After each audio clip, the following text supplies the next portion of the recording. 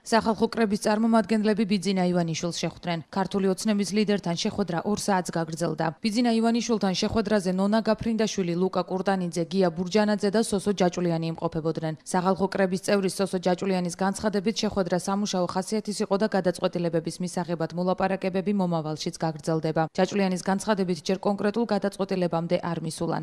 დაადასტურა ის შემოთავაზება, რაც იყო, გავიარეთ, ვილაპარაკეთ და კონსულტაციებს გავაგრძელებთ. კონკრეტული გადაწყვეტილება რომ მივიღოთ. კონკრეტულად რაც ბატონო ბიძინვან სურვილი გამოთქვა და ის შემოთავაზება, რაც საზოგადოებამ იცის, მაგ თემაზე ვისაუბრეთ სახალხო კრების წარმომადგენლებმა. სახალხო კრების თითოეული წარმომადგენელი მივესალმებით ამ ერთობისკენ, ასე ვთქვათ, გადადგმულ ნაბიჯს და თითოეული ჩვენთაგანი გავაგრძელებთ კონკრეტული ნაბიჯების გადადგმას იმისათვის, რომ კონკრეტული გადაწყვეტილება მივიღოთ. სახალხო კრების წარმომადგენლების თქმით, მომავალი შეხვედრის თარიღი ჯერ არ დასახელებულა.